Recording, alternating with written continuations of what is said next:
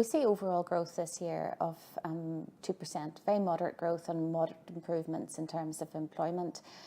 Within that, of course, there are some sectors that are actually flourishing and doing very well, and then there's others that are struggling this year, unfortunately. There's a number of things that are going to support growth. Low interest rates, the fact that we see real wages growing, credit conditions are good, and businesses, their corporate finances in a really good position. But then there are these big kind of global challenges in terms of China, the turmoil in emerging markets that are slowing down world demand. And we have our own challenges as well in terms of the local executive. If we don't have political certainty, the implications that that has for foreign direct investment.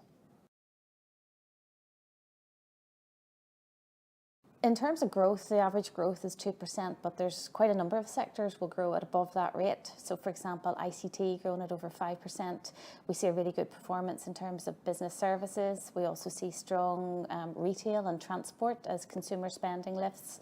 But then there's the more moderate growth sectors. So, for example, manufacturing, construction, just growing at about the average level. But as I say, they will have their challenges too in terms of the strong pound and the streams of public expenditure coming forward for big infrastructure projects.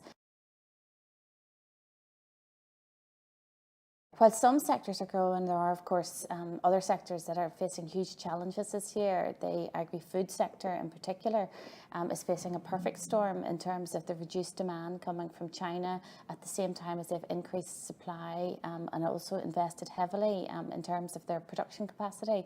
So we're seeing their production costs up and the strong pound as well, eroding their competitiveness. Public administration will also have a rough ride ahead, certainly whenever public expenditure funds are limited. These two sectors in particular will be well below the average level of growth.